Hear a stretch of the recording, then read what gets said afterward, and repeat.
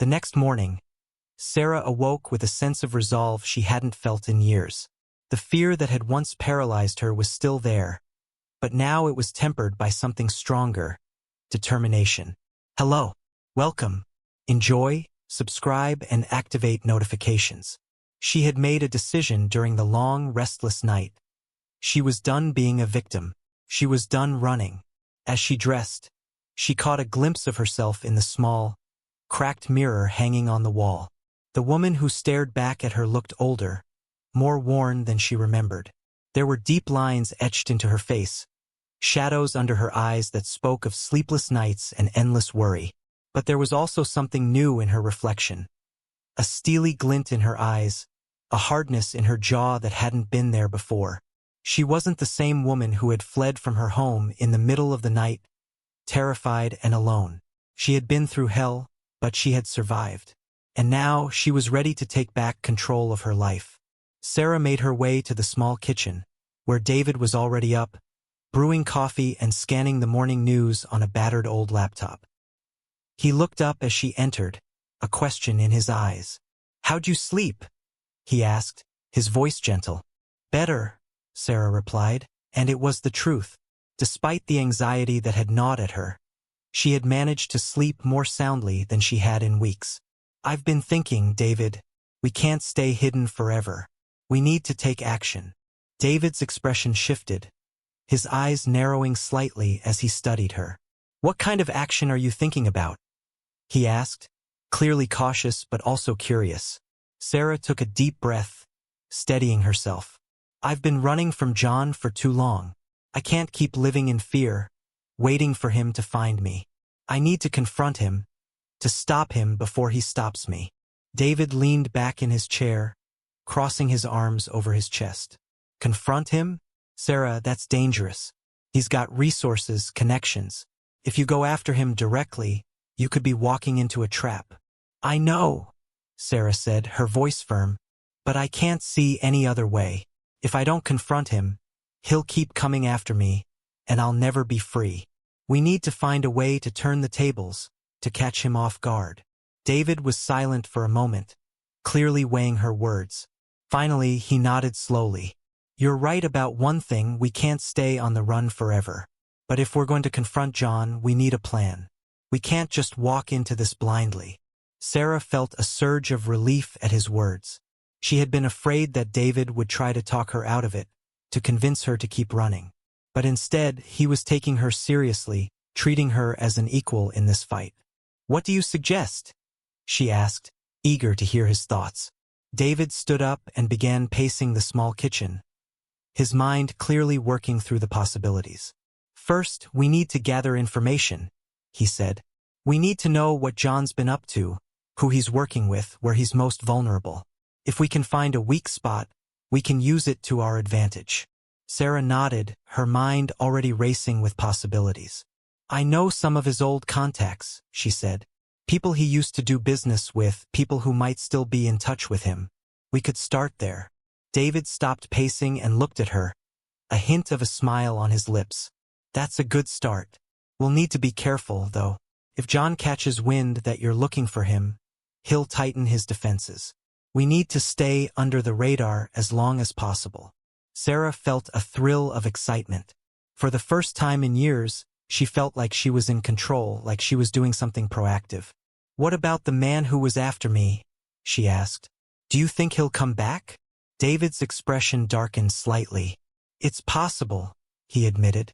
"But if we move quickly, we might be able to stay ahead of him. We'll need to be smart, to keep our movements unpredictable."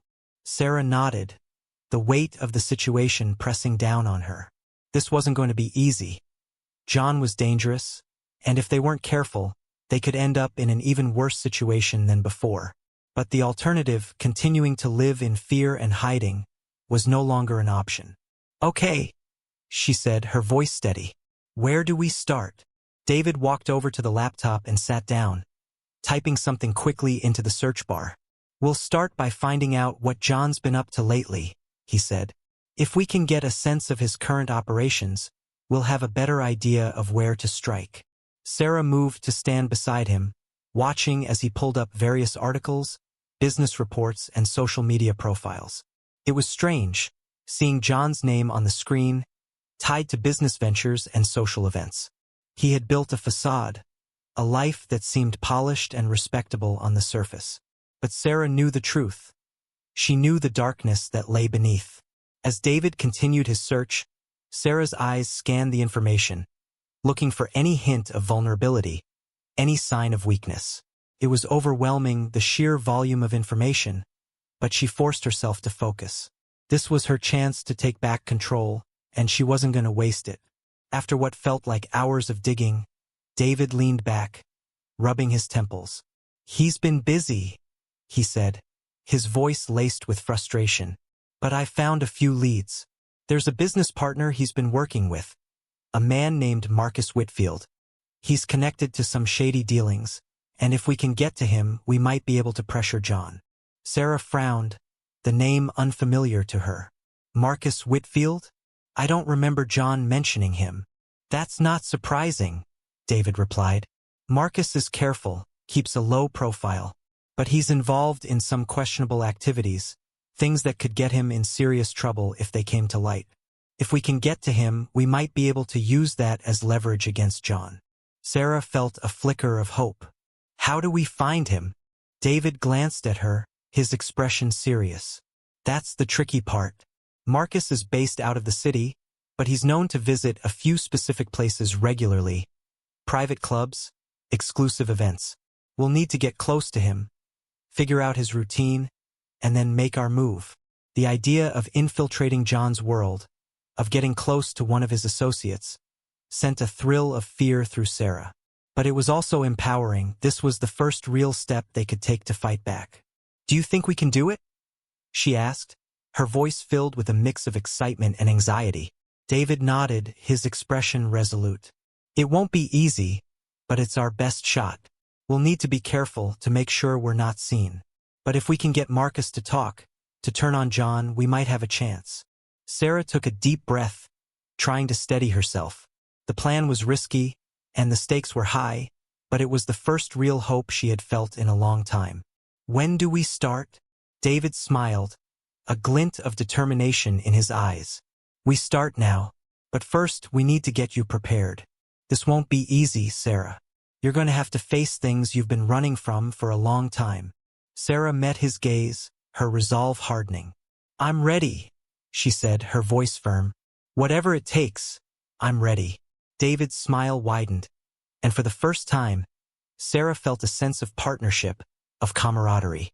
They were in this together, and she wasn't going to back down. "Good," David said, his tone encouraging. "Let's make sure John knows he picked the wrong person to mess with." As they spent the rest of the day planning their next steps, gathering information, and preparing for what lay ahead, Sarah felt a strange mixture of fear and exhilaration. The road ahead was dangerous, and there was no guarantee they would succeed. But for the first time in a long time, she felt like she had a purpose, a mission. She wasn't just running anymore. She was fighting back. And no matter what happened, she was determined to see it through to the end. The following days were a whirlwind of preparation. Sarah and David worked tirelessly, piecing together a plan that could give them the upper hand against John.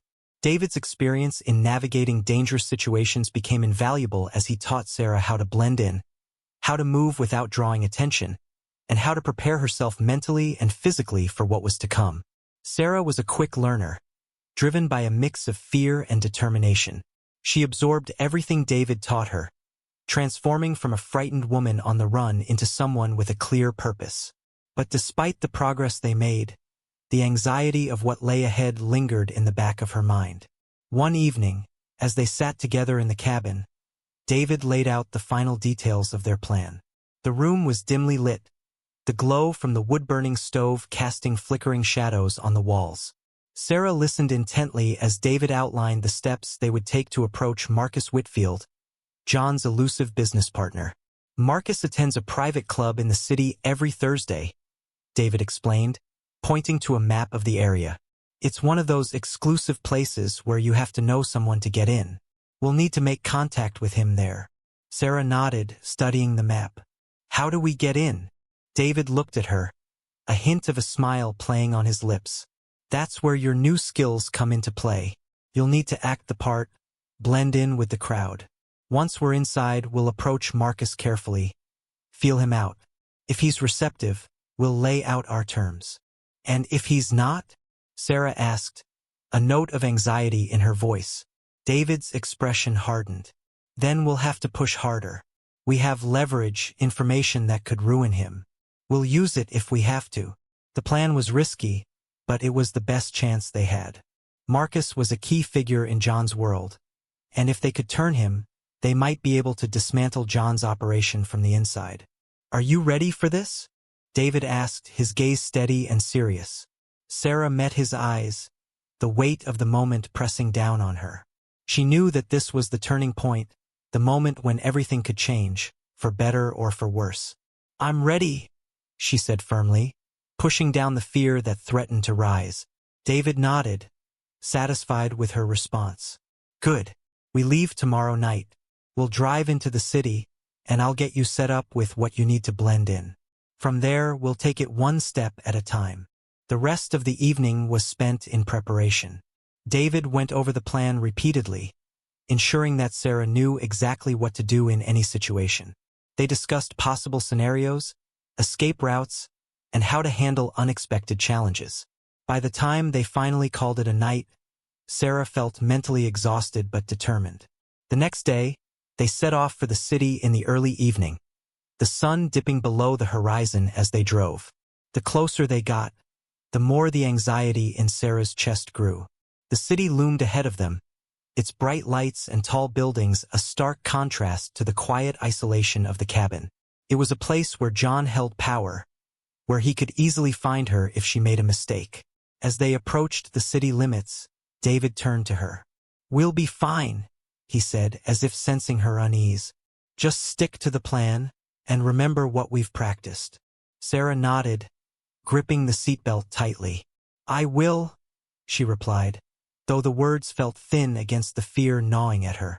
David guided the car through the busy streets until they reached a discreet parking garage near the club. He parked the car in a shadowed corner, away from prying eyes. This is where we split up, he said, turning to Sarah. I'll be inside watching. If anything goes wrong, I'll be there to back you up. Sarah nodded, her throat dry. The reality of what she was about to do hit her hard, but she forced herself to focus. I'll be okay, she said, trying to convince herself as much as him. David handed her a small earpiece, carefully concealing it in her hair. We'll stay in contact through this, he explained. I'll be listening the whole time. If you need help, just say the word. Sarah placed the earpiece in her ear, her heart pounding. She knew this was it, the moment she had been preparing for, the moment that could change everything. David gave her a reassuring nod. You've got this, Sarah. With a deep breath, Sarah opened the car door and stepped out into the cool night air. She adjusted her coat, trying to project the confidence she didn't quite feel, and walked toward the entrance of the club. The building was grand, its facade illuminated by soft, golden lights. A doorman stood at the entrance, nodding politely as she approached. She had spent hours studying the club's members, learning how to blend in, how to act like she belonged. She had chosen a sleek, understated outfit that would allow her to move through the crowd without drawing too much attention. As she reached the doorman, she gave him a polite smile, hoping he wouldn't question her presence. The doorman gave her a cursory glance, then opened the door for her. Enjoy your evening, he said in a monotone voice. Sarah's heart skipped a beat as she stepped inside. The club's interior was opulent, with plush carpets, elegant chandeliers, and softly lit tables arranged in intimate clusters. The air was thick with the scent of expensive perfume and cigar smoke, and the low hum of conversation filled the space. It was a world of wealth and privilege, a world that Sarah had never been a part of. She forced herself to move through the crowd, scanning the faces of the patrons as she made her way toward the bar. Her nerves were on edge, every instinct telling her that she didn't belong here. But she had no choice. She had to find Marcus and make contact. As she reached the bar, she ordered a drink, trying to steady her trembling hands. The bartender, a man in his 40s with a well-practiced smile, handed her the drink with a nod. "Is this your first time here?" he asked casually. Sarah forced herself to smile back. "No, I've been here a few times," she lied smoothly. "Just thought I'd stop by tonight." The bartender nodded again, clearly uninterested in further conversation. Sarah took a sip of her drink, her eyes scanning the room. She felt a subtle vibration in her ear, David's signal to let her know he was listening. Marcus should be arriving soon. David's voice came through the earpiece, calm and steady. He usually sits at a table near the back, away from the main crowd. Keep an eye out for him. Sarah subtly adjusted her position, angling herself so she had a clear view of the back of the room. She took another sip of her drink, trying to look relaxed, though her nerves were jangling. Time seemed to stretch as she waited, the minutes ticking by agonizingly slowly. Finally, she saw him.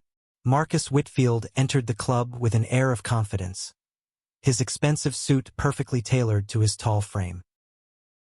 He moved through the room with ease, acknowledging a few people with brief nods before making his way to a secluded table near the back. Sarah's heart pounded as she watched him. This was it, the moment they had been preparing for. She took a deep breath, mentally reviewing the plan one last time. She couldn't afford to make a mistake. "Go ahead, Sarah," David's voice urged in her ear. "Remember, be calm. He's just a man, like anyone else." Steeling herself, Sarah set her drink down and made her way across the room, weaving through the crowd with purpose. As she approached Marcus's table, she hesitated for just a moment, then stepped forward with a confident smile. "Mr. Whitfield?" she said, her voice steady despite the adrenaline coursing through her veins. Marcus looked up, his sharp blue eyes meeting hers. He didn't recognize her, which was a good sign. She still had the element of surprise. "Yes," Marcus replied, his tone polite but guarded. Sarah kept her smile in place, her heart racing. "I was hoping we could have a private conversation. I have a proposition that I think you'll find very interesting." Marcus's eyes narrowed slightly, suspicion flickering across his features. "Who are you?" he asked, his tone now more cautious. Sarah leaned in slightly, lowering her voice. "Someone who knows you've been doing business with John, and someone who knows things that could either be very beneficial to you or very damaging." Marcus's expression hardened, and for a moment, Sarah feared she had pushed too far. But then he gestured to the empty chair across from him. "Sit down," he said, his voice cold and calculating.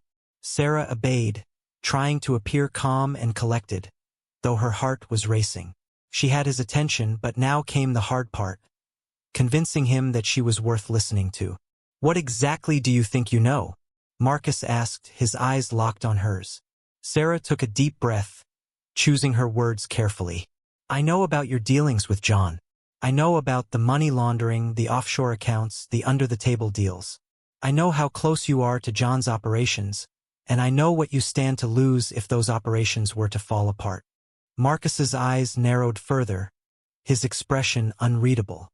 "You're playing a dangerous game, MS? Call me Sarah," she said, offering a small, confident smile. "And I'm not the one playing the game, Mr. Whitfield. You are. I'm just here to offer you a way out before it all comes crashing down." There was a tense silence as Marcus studied her, weighing his options. Sarah could feel the sweat on the back of her neck, but she kept her expression neutral, her posture relaxed. She needed him to believe that she was in control, that she had something he needed. Finally, Marcus leaned back in his chair, his expression shifting to one of cautious interest. "Go on," he said, his tone now more curious than confrontational. Sarah took another deep breath, knowing that this was her chance to make the deal. "I can help you," she said carefully. "But first, I need you to help me. I need information on John, his plans, his contacts, his vulnerabilities. In return, I can make sure you come out of this unscathed. No legal trouble, no financial ruin." Marcus raised an eyebrow, clearly intrigued. "And how exactly do you plan to do that?" Sarah leaned in slightly, lowering her voice even further.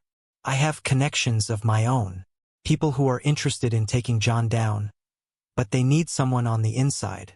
Someone who knows the details, the weaknesses. If you help us, I can guarantee your safety and your future. Marcus was silent for a long moment.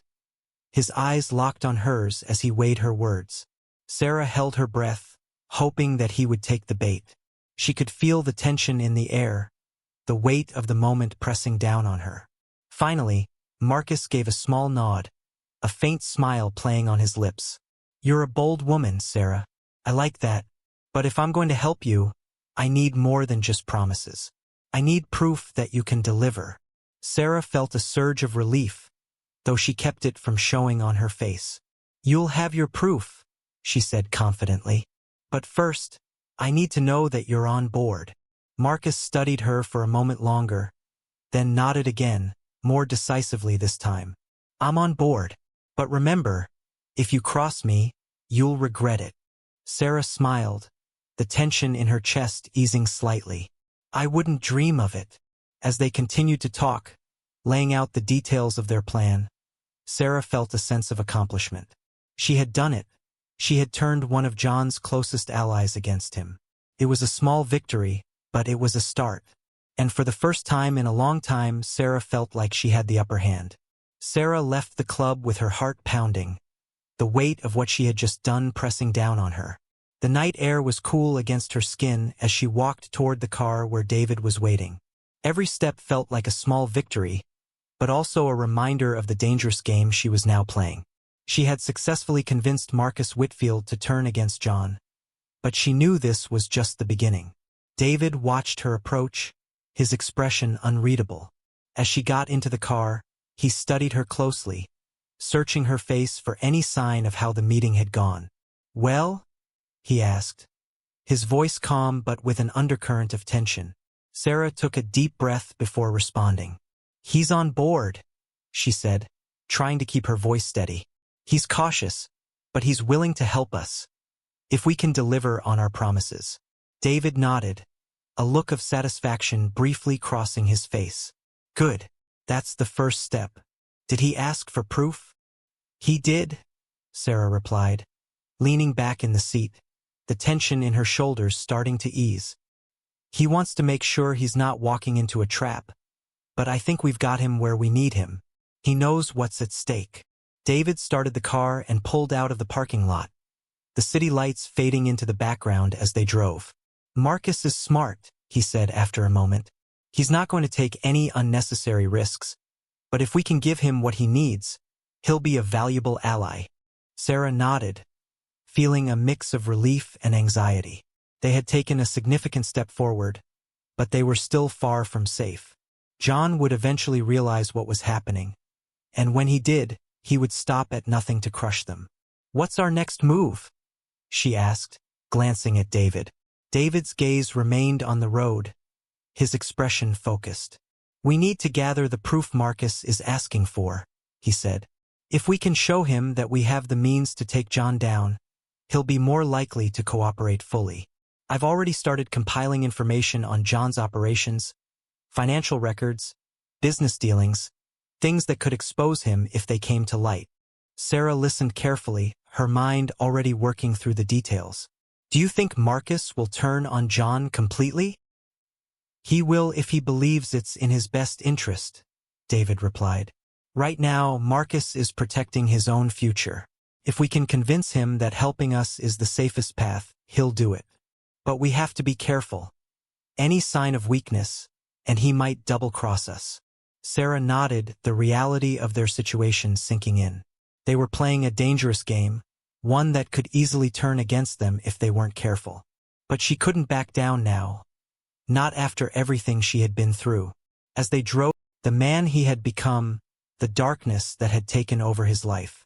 She wondered how things had gone so wrong. How the boy she had loved so deeply had turned into someone she barely recognized.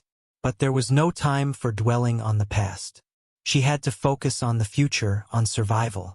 When they reached the cabin, the silence of the forest seemed to close in around them, the weight of the night's events heavy in the air.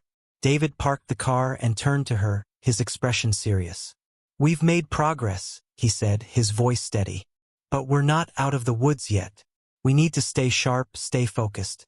If Marcus is on our side, we have a chance. But if he wavers, if John gets to him first. Sarah nodded, understanding the unspoken threat. We can't let that happen, she said, her voice firm. We need to move quickly. David gave her a small, approving nod. Exactly. We'll spend the next few days gathering everything we need. Proof, leverage, anything that can strengthen our position. And then, when the time is right, we'll make our move. They got out of the car and headed inside the cabin, the tension of the night still lingering in the air. Sarah was exhausted, but she knew there was no time to rest. The stakes were too high, and the clock was ticking. Over the next few days, Sarah and David worked tirelessly, combing through documents, making discreet inquiries, and gathering the evidence they needed to convince Marcus. It was grueling work, and the pressure of knowing how much was riding on their success weighed heavily on both of them. But as the days passed, Sarah began to feel a sense of purpose she hadn't felt in years. She was no longer just surviving, she was fighting back. And with each piece of evidence they uncovered, she felt the scales tipping slightly in their favor. One evening, as they sat in the dim light of the cabin, reviewing the information they had gathered, David leaned back in his chair, a thoughtful look on his face. We're getting close, he said, his tone measured. This should be enough to convince Marcus that we're serious. Sarah nodded, scanning the documents in front of her. Bank statements, records of suspicious transactions, names of associates involved in illegal activities. It was all there, a web of corruption that tied John to a host of criminal enterprises. But will it be enough to bring John down? She asked, her voice laced with a mix of hope and fear. David's expression darkened slightly. It's a start, he said. But we'll need more than this to take him down completely. What we're doing now is building a foundation, weakening his support, isolating him. Once we have Marcus fully on our side, we can start targeting John's other allies. We'll dismantle his network piece by piece until he has nowhere left to turn. Sarah listened intently, the enormity of the task before them sinking in. They were going after a man who had spent years building a powerful and dangerous network, a man who wouldn't hesitate to destroy anyone who threatened him. But she also knew they had no other choice.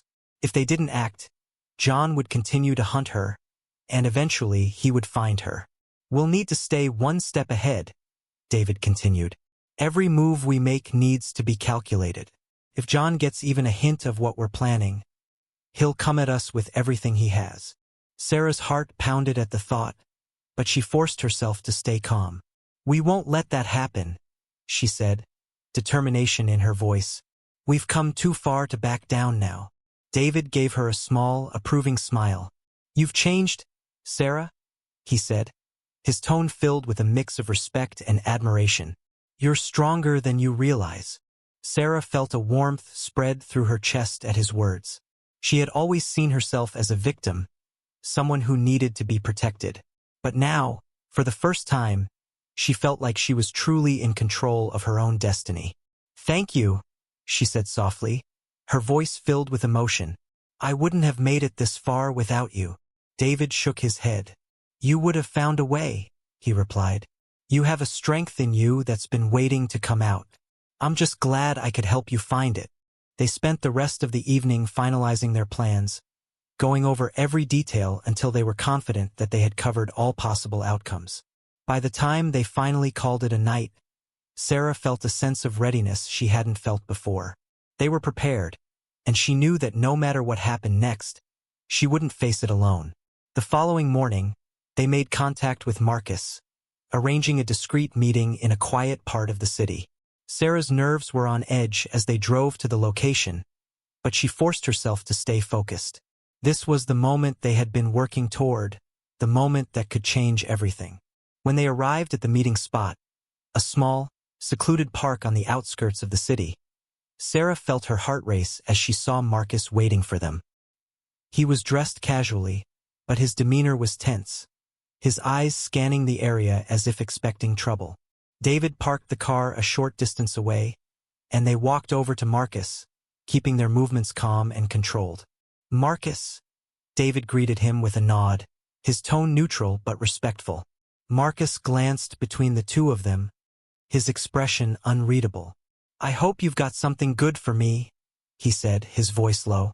"We do," Sarah replied, taking the lead. She pulled out a small folder from her bag and handed it to him. "This is just a taste of what we've found. Enough to prove that we're serious." Marcus took the folder, flipping it open and skimming through the contents. As he read, his expression darkened, his eyes narrowing as he absorbed the information. After a few moments, he looked up, meeting Sarah's gaze. "This is impressive," he admitted, his tone grudgingly respectful. "But it's not enough to take John down completely. You're going to need more if you want to finish this." David nodded. "We know, but with your help we can get it. We've already weakened his network, he's vulnerable. If you give us what we need, we can take the next step." Marcus was silent for a long moment, weighing his options. Finally, he closed the folder and slipped it into his jacket pocket. "All right," he said, his tone decisive. "I'm in. But if this goes south, don't expect me to stick my neck out for you." Sarah nodded, relief flooding through her. "We won't let that happen," she promised. "We're all in this together." Marcus gave a small, curt nod. "Good. Then let's get to work." As they began to discuss their next steps, Sarah felt a sense of cautious optimism. They had done it. They had turned one of John's closest allies against him. The plan was in motion, and now it was only a matter of time before they could bring John down. But even as they talked, Sarah knew that the most dangerous part of their journey was still ahead. They had made progress, but they were far from the finish line. John was still out there, and when he realized what was happening, he would stop at nothing to destroy them. The battle was just beginning. As the days turned into weeks, the tension in Sarah's life escalated. The cautious optimism that had filled her after Marcus's agreement was quickly replaced by the constant dread of what lay ahead. Every decision they made felt like a step deeper into enemy territory, and the stakes continued to rise with each passing day. Marcus had provided invaluable information, confirming much of what David and Sarah had already uncovered and adding new details that painted a fuller picture of John's criminal operations. The more they learned, the more they realized just how dangerous their situation had become. John wasn't just running a small-time operation. He was at the center of a vast web of illegal activities that stretched far beyond what Sarah had imagined. And now they were about to strike at the heart of it. "We're getting close," David said one evening as they huddled over a map spread out on the cabin's kitchen table. The map was marked with red circles and notes, outlining key locations tied to John's operations. "If we hit these spots, we can disrupt his entire network. It'll force him out of hiding, make him desperate." Sarah nodded, her eyes scanning the map. Each mark represented a significant risk, a step further into the lion's den. "But he'll fight back," she said quietly, her voice tinged with the weight of the danger they were courting. "He won't just let this happen." "No," David agreed, his expression serious. "But if we're strategic, if we hit him where it hurts, we can force him to make mistakes. That's when we'll have the advantage." Sarah stared at the map, her mind racing. They were close, closer than she had ever imagined they would get. But with every step forward, the risk grew. If John discovered what they were planning, the consequences would be dire. "Are we ready for this?" she asked, her voice trembling slightly despite her resolve. David looked at her, his gaze steady. "We're as ready as we'll ever be. We've prepared, we've planned. Now it's time to act." Sarah took a deep breath, trying to steady herself. The fear was still there, gnawing at the edges of her resolve, but she pushed it down. She had come too far to back out now. This was her fight, her chance to finally free herself from the nightmare that had consumed her life. "We'll start with the warehouses," David continued, pointing to a series of red circles on the map. "They're central to John's operations, storing goods, laundering money. If we take them out, it'll cripple his supply lines and disrupt his cash flow." Sarah nodded, committing the plan to memory. "And Marcus is ready?" "Yes," David replied. "He's already put things in motion on his end. When we make our move, he'll be in position to cover our tracks, to make sure John doesn't see it coming." It was a good plan, Sarah knew that, But even the best-laid plans could fall apart, and the thought of what might happen if things went wrong kept her awake at night. They spent the next few days finalizing their preparations, making sure every detail was accounted for. Sarah and David checked their equipment, reviewed their exit strategies, and went over the plan until they could execute it in their sleep. The tension in the cabin was palpable, a constant reminder of the danger they were facing. On the night of the operation, Sarah's nerves were on edge. They had planned for every possibility, but the reality of what they were about to do still filled her with dread. As they geared up, she couldn't help but think of all the things that could go wrong. David noticed her hesitation and placed a reassuring hand on her shoulder. "We've got this, Sarah," he said, his voice calm and steady. "We're ready." Sarah forced herself to nod, taking comfort in David's confidence. "Let's do this," she said, her voice firm despite the fear gnawing at her insides. They drove to the first warehouse under the cover of darkness, the city streets eerily quiet in the dead of night. The warehouse was located in an industrial area on the outskirts of town, surrounded by other nondescript buildings. It was the perfect place for illegal activities to go unnoticed. As they parked a short distance away, Sarah's heart pounded in her chest. This was it, the moment they had been working toward. But as she looked at the dark, looming structure in front of them, the fear threatened to overwhelm her. David turned to her, his expression serious. "Remember the plan. Stay close, keep your head down, and follow my lead. We'll be in and out before they even know what hit them." Sarah took a deep breath, forcing herself to focus. "I'm ready," she said, though the words felt hollow against the roar of adrenaline in her veins. They moved quickly and quietly, sticking to the shadows as they approached the warehouse. David had scouted the location earlier, identifying a weak point in the security that they could exploit. As they reached the side entrance, David carefully disabled the alarm system, his movements quick and precise. The door creaked open, and they slipped inside, the dim interior of the warehouse stretching out before them. The air was thick with the scent of oil and dust, and the only sound was the faint hum of machinery in the distance. They moved through the aisles, their footsteps silent on the concrete floor. Sarah's senses were on high alert, every shadow and sound magnified by her fear. But she forced herself to stay focused, to follow David's lead as they navigated the labyrinth of crates and machinery. Finally, they reached their target, a set of large storage units tucked away in a corner of the warehouse. These units were the heart of John's operation, filled with illicit goods and the records that tied him to his criminal network. If they could destroy this evidence, it would be a significant blow to John's empire.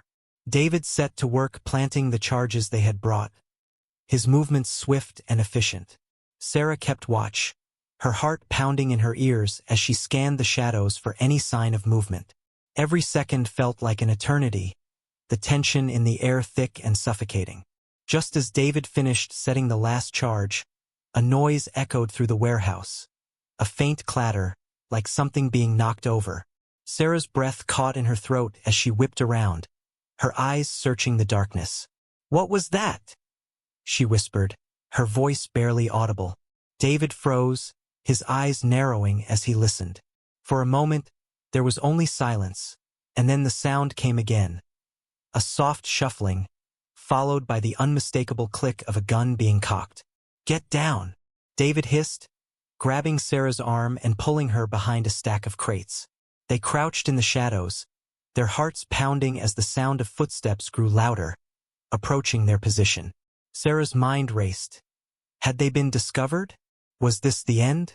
The footsteps stopped just a few feet away, and Sarah held her breath, praying they wouldn't be seen. She could hear the blood rushing in her ears, the tension in the air so thick it was almost suffocating. After what felt like an eternity, the footsteps moved away, growing fainter until they disappeared altogether. Sarah let out a shaky breath, her body trembling with adrenaline. "That was close," David whispered, his voice tight with tension. "We need to get out of here now." Sarah nodded, her fear giving way to a surge of determination. They had come too far to fail now. She followed David as they quickly and quietly made their way back to the entrance, their nerves on edge with every step. As they reached the door, David glanced back at her, his expression serious. "Once we're out, we blow the charges. It'll take down the whole operation." Sarah nodded, her heart pounding. "Let's go." They slipped out of the warehouse and into the cool night air, the sense of relief almost overwhelming. But there was no time to relax. They still had to get to safety before detonating the charges. They made their way back to the car, moving quickly but cautiously, every sense on high alert. When they finally reached the car, David handed Sarah the detonator, his expression grim. "Whenever you're ready," he said quietly. Sarah stared at the device in her hand, her heart racing. This was it, the moment that could change everything. With a deep breath, she pressed the button. The explosion tore through the night, a deafening roar that shook the ground beneath them. The warehouse erupted in a massive fireball, flames shooting into the sky as the building collapsed in on itself. Sarah watched in awe and terror as the fire raged, consuming everything in its path. The noise was overwhelming, the heat palpable even from a distance. But as she watched, a sense of finality settled over her. They had done it. They had struck the first blow. David's hand on her shoulder brought her back to reality. "We need to go," he said, his voice calm but urgent. Sarah nodded, tearing her eyes away from the burning wreckage. They climbed into the car, and David drove away quickly, leaving the destruction behind them. As they sped through the dark streets, the adrenaline began to fade, leaving Sarah feeling drained and numb. They had succeeded, but at what cost? The danger was far from over, and now they had made themselves targets. But as the city lights faded into the distance, Sarah couldn't help but feel a small flicker of hope. They had taken the first step, and for the first time John was on the defensive. It was a small victory, but it was a victory nonetheless. "We did it," she whispered, more to herself than to David. David glanced at her, a small smile playing on his lips. "Yeah," he said quietly. "We did." They drove in silence for a while, the weight of what they had done hanging in the air. But despite the fear, the exhaustion, and the uncertainty of what lay ahead, Sarah felt something she hadn't felt in a long time: pride. They were fighting back, and no matter what happened next, they weren't going down without a fight. The adrenaline from the warehouse explosion lingered with Sarah, keeping her awake long after she and David had returned to the cabin. The images of the fireball, the crumbling walls, and the destruction they had left behind played over and over in her mind. It was the first real strike against John, but it also meant that he would retaliate, and soon. The next morning, Sarah found David already awake, hunched over his laptop as he scanned the news reports. The local stations were ablaze with coverage of the explosion, speculating about its cause, but no one yet linked it to John's operations. It was a small relief, but they both knew it wouldn't last. "How long do you think we have?" Sarah asked, her voice still thick with sleep as she sat down across from him. David glanced up, his expression grim. "Not long," he replied. "John's no fool. He'll realize it was targeted, and when he does, he'll come after us. Hard." Sarah nodded, the knot in her stomach tightening. She had known this was coming, but hearing it said aloud made the danger feel more immediate, more real. "What's our next move?" David leaned back in his chair, rubbing his temples as he thought. "We keep the pressure on. We can't afford to give him time to regroup. We have to hit his other operations, weaken him further before he has a chance to retaliate." Sarah bit her lip, trying to suppress the rising tide of fear. "And what about Marcus? Do you think he's still on our side?" David's eyes darkened. "We have to assume he is, but we can't rely on him completely. Marcus is in this for his own survival. As long as he believes helping us is his best chance, he'll stick with us. But if he thinks John can offer him more protection, he might turn." The thought of Marcus betraying them sent a chill down Sarah's spine. She had come to trust him, at least somewhat, but she knew David was right. They were playing a dangerous game, and loyalty was a rare commodity. "We'll have to move quickly," David continued, his voice steady despite the tension in the room. "We need to take out the remaining operations before John can mobilize his forces." Sarah nodded, though the enormity of what they were attempting weighed heavily on her. They were going after a man who had built an empire, and they were doing it with limited resources, relying on their wits and whatever leverage they could find. "What's next on the list?" she asked, her voice firmer than she felt. David pulled out the map again, laying it flat on the table. He pointed to a location marked with a red X. "There's a distribution center on the outskirts of the city. It's a hub for moving goods, everything from drugs to counterfeit goods. If we can shut it down, it'll cripple his ability to move merchandise, and it'll hit his finances hard." Sarah studied the map, her mind already racing with the logistics of what they were about to do. "And how do we get in?" David's expression turned thoughtful. "This one's going to be tougher. The security is tighter, and it's more heavily guarded than the warehouse. We'll need to find a way to get past the guards without raising suspicion. A direct assault would be too risky. Maybe we can create a distraction," Sarah suggested, her mind working through the possibilities. "Something that draws the guards away from the main building." David nodded, considering her idea. "That could work. We'll need to be careful, though. If anything goes wrong, we'll be outnumbered and outgunned." Sarah's heart pounded at the thought, but she knew there was no turning back now. They had made their move, and now they had to see it through. "I'm ready," she said, her voice steady. "Let's do it." The next day was spent preparing for the operation. David gathered the equipment they would need, including a small arsenal of weapons and tools for bypassing security systems. Sarah focused on mentally preparing herself, going over the plan again and again until it was ingrained in her mind. As night fell, they set off toward the distribution center, the tension in the car palpable. The city lights glowed in the distance as they drove through the outskirts, the streets quiet and empty at this hour. Sarah's nerves were on edge, every fiber of her being aware of the danger they were about to face. When they arrived at the distribution center, they parked a safe distance away, hidden from view. The building was large and nondescript, surrounded by a high fence topped with barbed wire. Security cameras dotted the perimeter, and a pair of guards patrolled the entrance. David pulled out a pair of binoculars, scanning the area.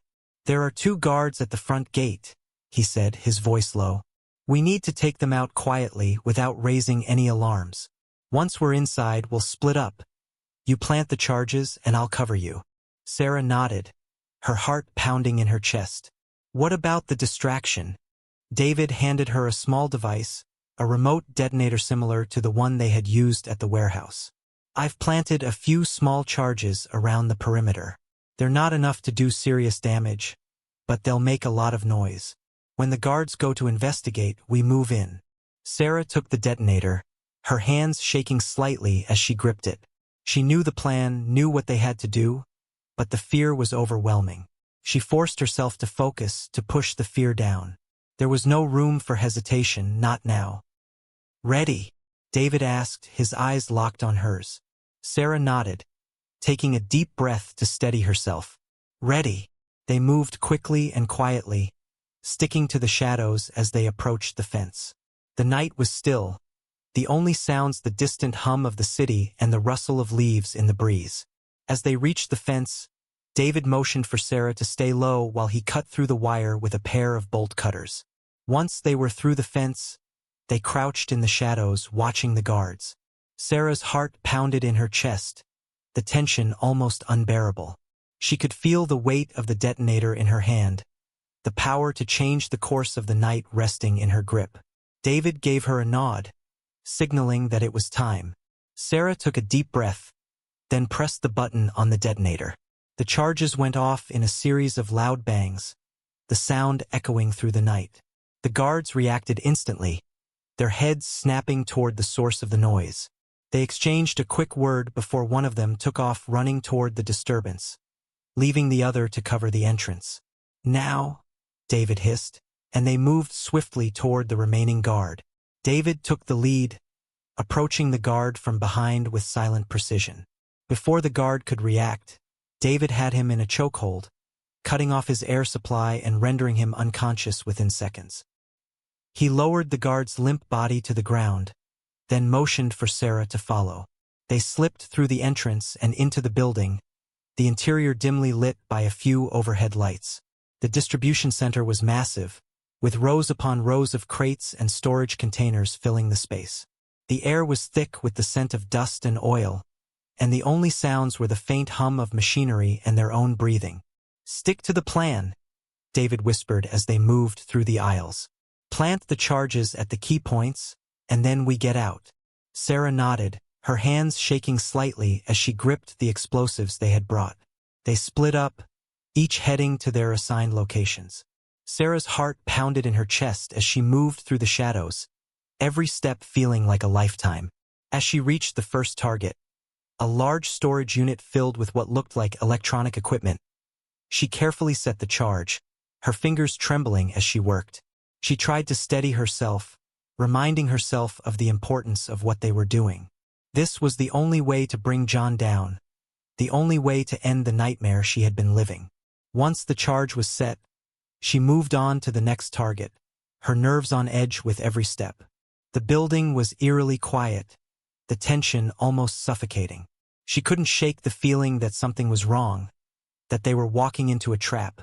As she planted the final charge, the hairs on the back of her neck stood on end. She froze, her instincts screaming that something was amiss. The silence was too complete, too unnatural. And then she heard it, the faint click of a gun being cocked.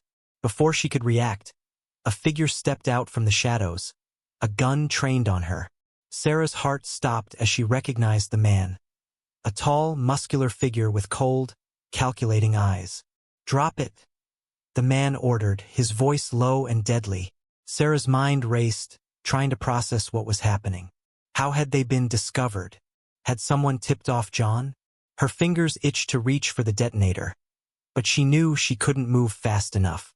"Now," the man barked, his patience wearing thin. Sarah slowly lowered the charge to the ground, her heart pounding in her chest. She glanced around, searching for any sign of David, but there was nothing. Just the cold, empty building and the man with the gun. "Stand up," the man ordered, his voice like steel. Sarah obeyed, her mind racing. She had to find a way out, had to warn David, but the man was too close. His gun trained on her with deadly precision. As she stood there, her heart pounding, she saw movement out of the corner of her eye. David, creeping up behind the man, his gun drawn. Sarah's breath caught in her throat as she realized what was about to happen.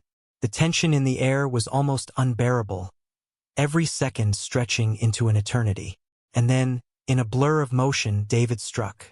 He moved with lightning speed, grabbing the man's gun arm and twisting it away from Sarah. The man let out a grunt of pain, but he was strong, and he fought back with brutal force. The two men struggled, their bodies colliding in a fierce battle for control. Sarah stood frozen, her mind screaming at her to do something, anything, but she was paralyzed by fear. Finally, with a savage twist, David disarmed the man, sending the gun skittering across the floor. He followed up with a powerful punch to the man's jaw, knocking him to the ground. "Go!" David shouted at Sarah, his voice urgent. "Get out of here!" Sarah hesitated for only a moment, then turned and ran, her heart racing as she sprinted toward the exit. The sounds of the struggle behind her echoed in her ears, but she forced herself to keep moving. She had to get out, had to survive. As she reached the entrance, she heard a loud crash, followed by a shout of pain. Her heart skipped a beat, fear flooding her senses. She couldn't leave David behind, couldn't abandon him. But before she could turn back, David burst through the door, blood trickling from a cut on his forehead but otherwise unharmed. "Come on!" he shouted, grabbing her arm and pulling her toward the car. They ran, the sound of their footsteps pounding in time with their racing hearts. As they reached the car, Sarah jumped into the passenger seat, her hands shaking as she fumbled with the seatbelt. David floored the gas pedal, and they sped away from the distribution center, the building receding into the distance as they put as much distance between themselves and the site as possible. For a few minutes, they drove in silence, both of them catching their breath, the adrenaline slowly ebbing away.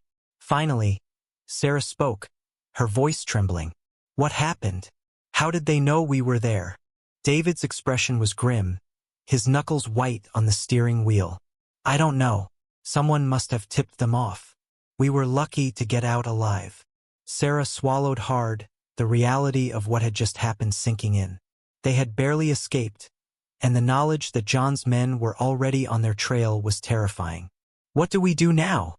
she asked, her voice shaky. "We keep going," David replied, his voice resolute. "We knew this wouldn't be easy, but we've made our move, and now we need to follow through. We can't stop now." Sarah nodded, though the fear in her chest hadn't lessened. They had dealt a blow to John, but the retaliation had already begun. And now they were on the run again, with no idea what dangers awaited them. But despite the fear, Sarah knew one thing for certain. They couldn't give up. They had started this fight, and they had to finish it. As they drove into the night, the city lights fading into the distance, Sarah felt a cold determination settle over her. The battle was far from over, but she was ready to see it through to the end, no matter what it took. The next few days were a blur of movement and fear. Sarah and David couldn't afford to stay in one place for long, constantly on the move, trying to stay ahead of John's men. They switched vehicles, avoided main roads, and kept their heads low, knowing that any misstep could lead to disaster. The tension between them was palpable, a silent acknowledgement of the ever-present danger that shadowed their every move. Despite the chaos, they managed to regroup and assess their situation. The distribution center was gone, taking with it a significant chunk of John's operations, but the cost had been high. The narrow escape had rattled them both, and the realization that John's men were now actively hunting them had left Sarah with a lingering sense of dread. "We need to change our approach," David said one evening as they sat in a small, dingy motel room, the only light coming from a flickering bulb overhead. He had a map spread out on the bed, his finger tracing a route that took them even farther off the grid. "John knows we're coming for him, and he's tightening his defenses. We can't afford another close call like that." Sarah nodded, exhaustion evident in her eyes. The adrenaline from their recent operations had left her drained, and the constant fear was taking its toll. "So what do we do? We can't just keep running forever." David glanced at her, his expression thoughtful. "We need to turn the tables. If we keep playing defense, we're going to lose. We need to lure John into a trap, make him think he has the upper hand." Sarah's heart pounded at the idea. They had been running for so long, reacting to John's moves, that the thought of taking the initiative seemed almost foreign. "How do we do that?" "We use Marcus," David replied, his tone confident. "He's still our inside man, and if we play our cards right, we can use him to feed John false information. We make John think he's cornered us, and when he takes the bait, we'll be ready." Sarah considered the plan, a mixture of hope and fear swirling in her chest. It was risky, everything they did was risky, but it might be their best shot at taking John down. "What if Marcus turns on us?" she asked, voicing the fear that had been gnawing at her since their last encounter. David's expression darkened slightly. "That's a possibility we have to be prepared for. But if Marcus values his own survival, he'll stick with us. We just need to make sure the bait is tempting enough." Sarah sighed, the weight of the situation pressing down on her. "And if it doesn't work?" David met her gaze, his eyes filled with determination. "Then we fight with everything we have. But we won't go down without a fight, Sarah. We've come too far." The resolve in his voice gave her strength, and she nodded, pushing down the fear that threatened to overwhelm her. "Okay, let's do it." They spent the next few days setting the trap, carefully orchestrating a series of events designed to draw John in. Marcus played his part well, feeding John information about Sarah and David's supposed vulnerabilities, leading him to believe they were cornered and desperate. The plan was to lure John into a secluded location where they could confront him on their terms, away from his army of hired guns. As the day of the confrontation approached, Sarah's nerves were on edge. Every moment felt like an eternity, the anticipation building to an almost unbearable level. She tried to stay focused, reminding herself that this was their chance to end it, to finally be free of the terror that had haunted her for so long. The chosen location was an abandoned factory on the outskirts of a small town, a place Marcus had assured them John would consider ideal for a final showdown. It was remote, isolated, and perfect for what they had in mind. David had scouted the area extensively, setting up their defenses and making sure they had multiple escape routes in case things went south. On the day of the confrontation, Sarah and David arrived at the factory well before the scheduled time. Taking up positions in the shadows, their nerves taut with tension. The factory was a decaying relic of a bygone era, its rusted machinery and crumbling walls a stark reminder of the dangers they faced. As they waited, the silence of the factory was almost suffocating, broken only by the occasional creak of metal or the distant rustle of wind through the broken windows. Sarah's heart pounded in her chest, every instinct screaming at her to run, to get as far away from this place as possible. But she knew there was no turning back now. David was calm and focused, his eyes scanning the entrance for any sign of movement. "Stay sharp," he whispered to Sarah, his voice barely audible. "This could go down fast." Sarah nodded, gripping the weapon in her hand tightly. They had armed themselves with everything they could carry, guns, knives, even makeshift explosives. They couldn't afford to hold back. The minutes ticked by, each one more agonizing than the last.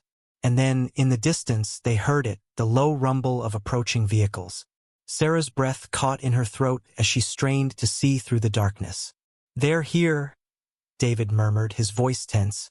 Sarah peered through a crack in the wall, her eyes widening as she saw a convoy of black SUVs pulling up to the factory entrance. The vehicles came to a halt, and the doors opened, revealing a group of armed men stepping out, their expressions grim and focused. At the center of the group was John. Sarah's heart skipped a beat as she saw him, her emotions a whirlwind of fear, anger, and something else, something that felt like heartbreak. This was the man who had once been her son, the boy she had loved and nurtured, now twisted into a ruthless predator. The sight of him filled her with a mixture of sorrow and rage. John's eyes scanned the area, his expression cold and calculating. He was looking for them, hunting them like prey. But he had no idea that he was walking into a trap. David tensed beside her, his grip tightening on his weapon. "Wait for the right moment," he whispered, his voice barely above a breath. "We need to get him alone." Sarah nodded, her heart pounding in her chest. They had to be patient, to let John and his men move deeper into the factory before they could spring the trap. The group of armed men fanned out, moving cautiously through the factory, their weapons at the ready. John stayed near the center, his eyes sharp, his movements controlled. He was expecting trouble, but he wasn't expecting what Sarah and David had planned. As the men moved further into the factory, Sarah and David slipped through the shadows, positioning themselves near a secondary exit. They needed to draw John away from his men, to isolate him and force a confrontation. David gave Sarah a quick nod, signaling that it was time. He pulled out a small device and activated it, a remote trigger that set off a series of small explosions in a different part of the factory. The sound of the blasts echoed through the building, sending John's men scrambling in the wrong direction. John's eyes narrowed, and he barked orders to his men, sending them to investigate the explosions. But he stayed behind, his instincts telling him that something wasn't right. Sarah's heart raced as she watched him, knowing that this was their chance. She and David moved quickly, closing the distance between them and John, staying low and out of sight. They had the element of surprise, but they had to move fast. As they approached, David gave Sarah a final look, his eyes filled with determination. "Stay behind me," he whispered, his voice barely audible. "We'll confront him together." Sarah nodded, her hands trembling slightly as she gripped her weapon. This was it, the moment they had been working toward, the moment that could decide everything. They stepped out of the shadows, weapons raised, and moved toward John, their footsteps silent on the concrete floor. John turned at the last moment, his eyes widening in surprise as he saw them. "Sarah," he said, his voice cold and emotionless. "I knew you'd show up." Sarah's heart pounded in her chest as she stared at him, a mixture of fear and anger swirling in her veins. "It's over, John," she said, her voice trembling but strong. "You don't have to do this."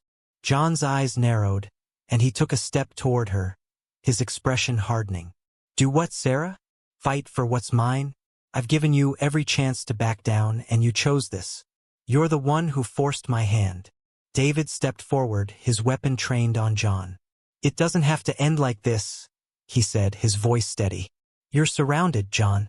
Your men are scattered, and the police are on their way. It's over. John's expression twisted into a sneer. You really think I'm that easy to take down? You think I'm going to just roll over and let you win? Sarah's breath caught in her throat as she saw the madness in his eyes, the cold determination that had driven him to this point. He was beyond reason, beyond redemption. Before she could react, John reached for his own weapon, his movements quick and lethal. But David was faster. He fired a shot, the sound deafening in the confined space. The bullet struck John in the shoulder, knocking him off balance and sending his gun clattering to the ground. John staggered, clutching his wounded shoulder, but his eyes remained fixed on Sarah, filled with rage. John's eyes blazed with fury, even as he clutched his wounded shoulder. The blood seeped through his fingers, but he barely seemed to notice. His focus was entirely on Sarah, the rage in his eyes unmistakable. This wasn't just a fight for survival, it was personal, and it had been building to this moment for a long time. David kept his gun trained on John, his stance steady, but Sarah could sense the tension in his posture. They had John cornered, but he was still dangerous, and they both knew it. One wrong move could turn the tide against them. John, it's over, Sarah said, her voice firm but tinged with a desperation she couldn't hide. Stop this before it's too late. You don't have to go down this path. John's laugh was harsh, devoid of any warmth or humanity. You don't get it? Do you, Sarah? There's no going back for me. This is who I am now. You should have stayed out of it, but you just couldn't, could you? You had to make yourself a target. Sarah's heart ached at his words, at the finality of them. This was the son she had raised, the boy she had once held in her arms, now lost to her forever. But she couldn't afford to let her emotions cloud her judgment. She had to stay strong. John, please, she pleaded, trying one last time to reach the part of him that might still care. You can stop this. We can help you, but you have to let it go. John's eyes flickered with something. Hesitation, perhaps, or the remnants of a conscience buried deep within him. But then, just as quickly, the cold, hard mask slipped back into place. There's no help for me, he said, his voice low and bitter. Not anymore. Without warning, John lunged forward, his good arm swinging in a wide arc. Sarah barely had time to react before he slammed into David, knocking him off balance. The two men grappled, their movements frantic and violent as they struggled for control. Sarah's heart raced as she watched the fight unfold, fear clawing at her insides. She couldn't get a clear shot without risking hitting David, and the chaos of the struggle made it impossible to intervene. She felt helpless, caught between the urge to act and the fear of making things worse. John was stronger than he looked, fueled by adrenaline and rage. He fought with a savage intensity, his injured shoulder seemingly forgotten as he pressed his advantage. David was skilled, but he was also struggling to maintain control, the fight taking a toll on both of them. Sarah's eyes darted around the room, searching for anything that could help. Her gaze landed on John's gun, lying just a few feet away on the concrete floor. She knew what she had to do. She moved quickly, her heart pounding in her chest as she reached for the gun. The weight of it was unfamiliar in her hands, but she didn't hesitate. She raised the weapon, her hands trembling, and aimed it at John. "Stop!" she shouted, her voice echoing through the empty factory. The sound of her voice cut through the chaos, and for a moment, both men froze. John's eyes locked onto hers, and for the first time, she saw something other than rage in his gaze, surprise, maybe even fear. "John, I don't want to do this," Sarah said, her voice shaking but resolute. "But I will if I have to. Don't make me." For a brief moment, the tension in the air was almost unbearable. John's gaze flickered between Sarah and David, the wheels turning in his mind as he assessed his options. The old John, the one Sarah had loved, seemed to surface for a fleeting second.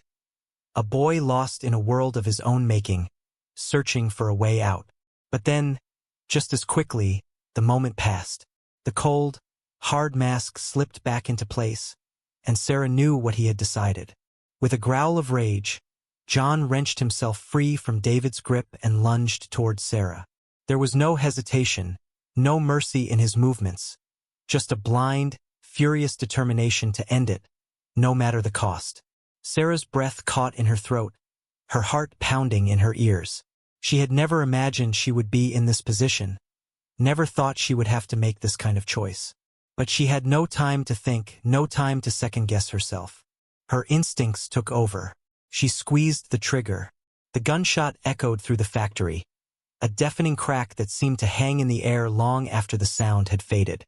For a moment, everything was still, the world frozen in time. John staggered, his eyes wide with shock as he looked down at the blood spreading across his chest. He reached out, as if trying to grasp something that wasn't there, his expression one of disbelief. Sarah's breath came in ragged gasps as she watched him, her heart breaking at the sight. This was her son, the boy she had loved with all her heart, now slipping away from her in the most final way imaginable. "John," she whispered, tears streaming down her face. John's knees buckled, and he collapsed to the floor, his breathing shallow and labored. The anger and determination that had driven him were gone, replaced by a look of confusion and regret. His eyes found Sarah's, and for the first time in what felt like an eternity, she saw the boy she had once known. "Mom," he rasped, his voice weak and trembling. I'm sorry." Sarah dropped the gun and rushed to his side, her hands trembling as she cradled his head in her lap. "Shoo, it's okay," she whispered, tears blurring her vision. "It's going to be okay." But she knew it wasn't. The life was fading from his eyes, the blood loss too severe to stop. There was nothing she could do but hold him, to be there with him in his final moments. John's hand reached up, weakly grasping at Sarah's.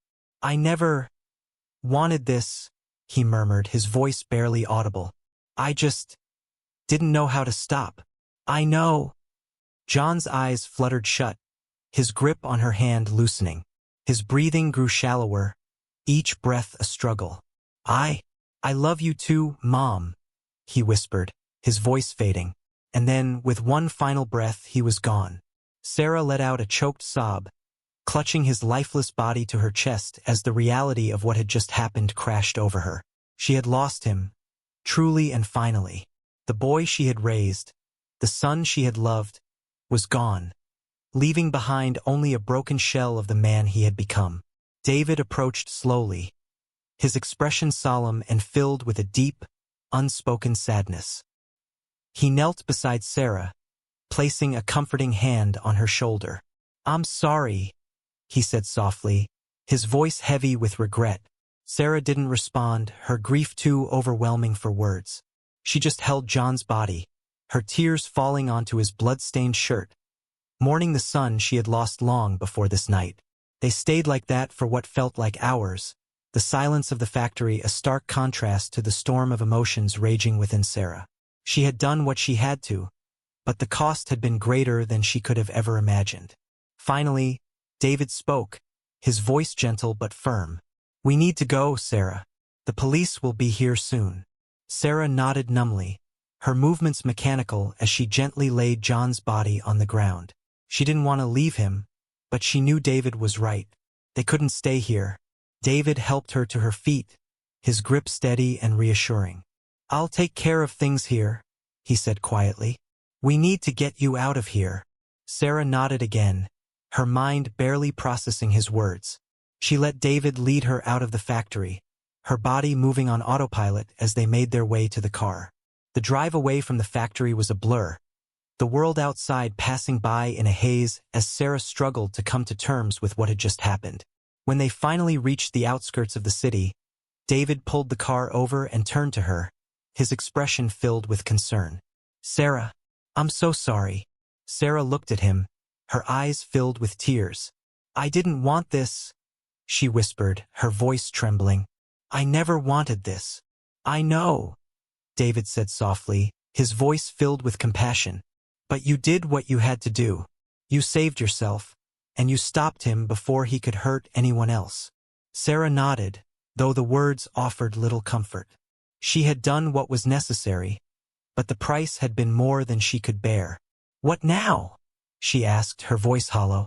David sighed, his expression thoughtful. Now we try to move on.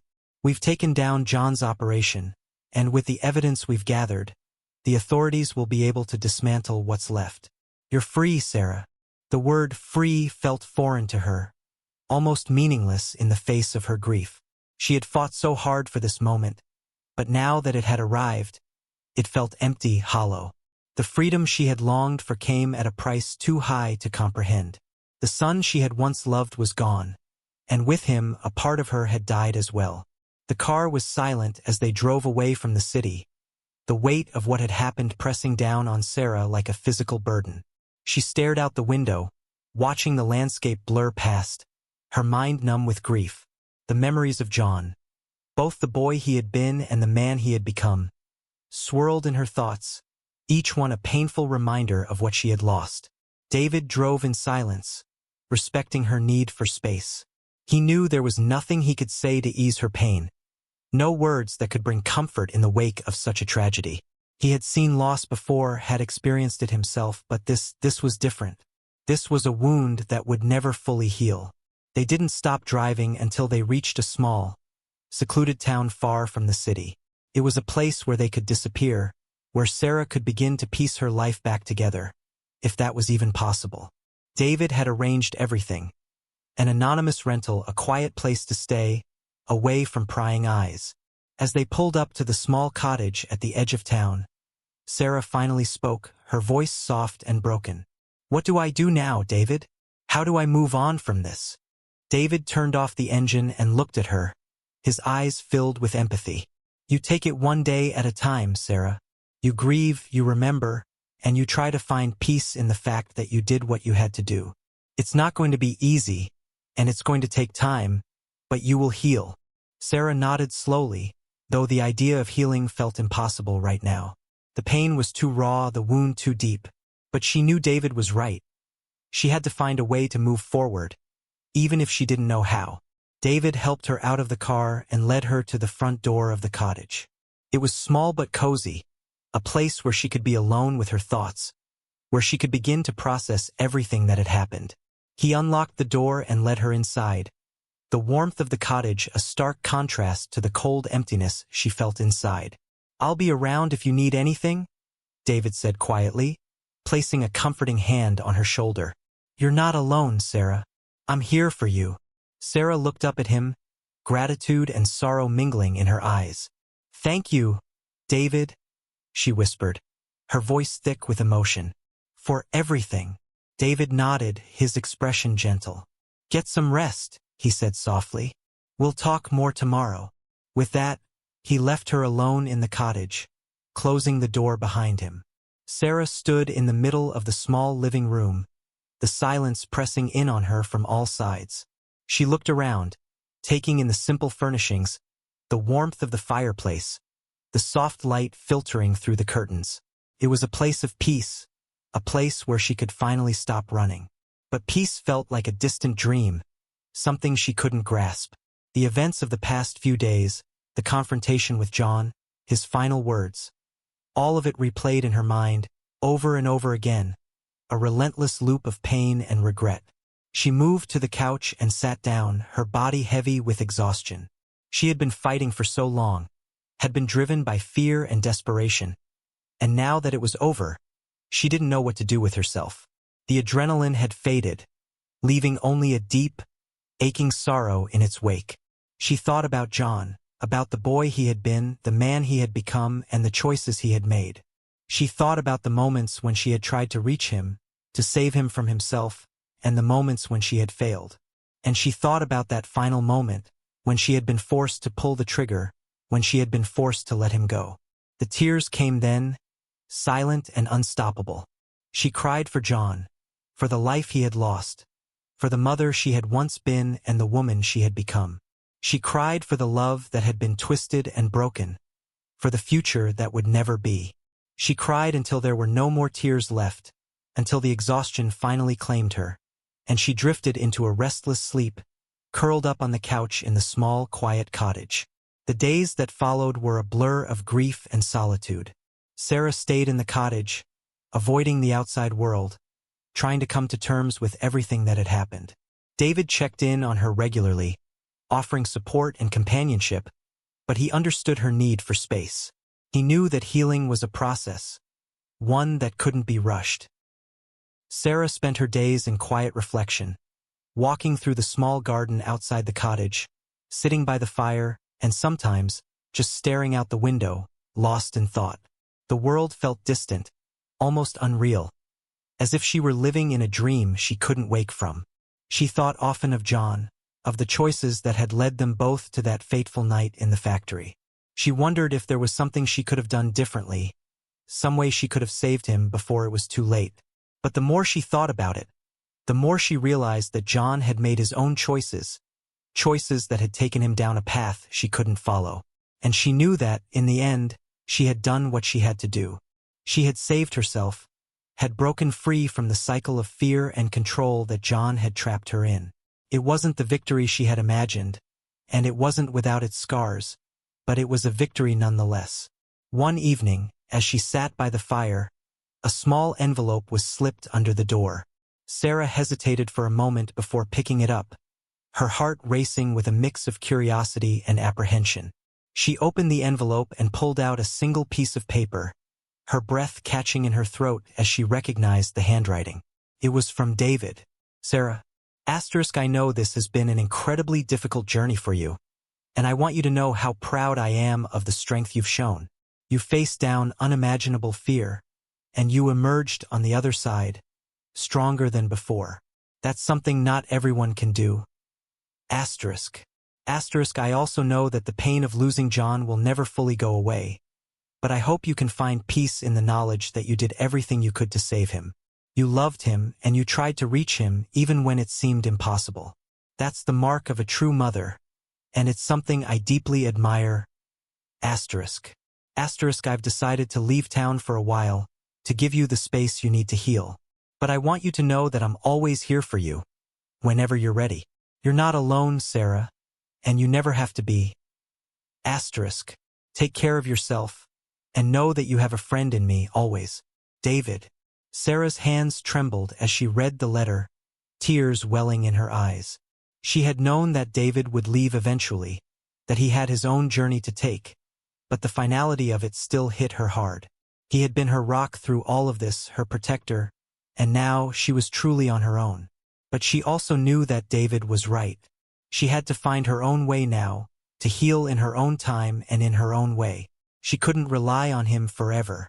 She had to stand on her own 2 feet, to rebuild her life from the ashes of what had been. She folded the letter carefully and placed it on the table, her heart heavy but resolute.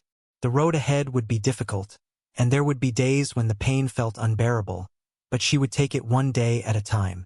She would grieve, she would remember, and eventually, she would find a way to live again. As she stared into the fire, the flames flickering softly, she whispered a final goodbye to John, to the boy she had loved and lost, and to the man she had been forced to let go. And in that moment, she felt a small spark of hope, a flicker of light in the darkness. It was fragile, barely there, but it was enough to hold on to. She would survive. She would heal. And someday she would find peace. Months passed, and the seasons changed, bringing with them a sense of renewal. The pain of losing John remained, a deep scar that would never fully heal, but Sarah began to find moments of peace, small rays of light that broke through the darkness. She stayed in the small cottage, making it her own, turning it into a place of comfort and reflection. She planted a garden in the back, tending to it with care, finding solace in the simple act of nurturing life. It was a way to reconnect with the world, to remind herself that life, despite everything, goes on. Sarah also began to reach out to others, slowly building connections in the small town. She met her neighbors, volunteered at the local community center, and started to rebuild the sense of belonging that had been stripped from her. It was a slow process, but each new connection, each new friendship, was a step toward healing. David's letter remained on the table, a reminder of the support he had given her, of the strength she had found within herself. She missed him, missed his presence, but she knew that he had given her the greatest gift of all, the belief that she could survive, that she could rebuild her life. One morning, as Sarah tended to her garden, she felt a sense of calm wash over her. The sun was warm on her skin, the flowers blooming around her, and for the first time in a long while, she felt a genuine smile tug at her lips. She was still healing, still finding her way, but she was living again. The darkness that had once consumed her was slowly giving way to light, and with it came the promise of a new beginning. As she stood there, surrounded by the beauty she had created, Sarah whispered a silent prayer for John, for the peace she hoped he had found, and for the strength to continue her journey. The road ahead was still long, but she was no longer afraid. She had faced the darkness, and now she was ready to embrace the light. And in that moment, as the first rays of dawn broke over the horizon, Sarah knew that she would be okay.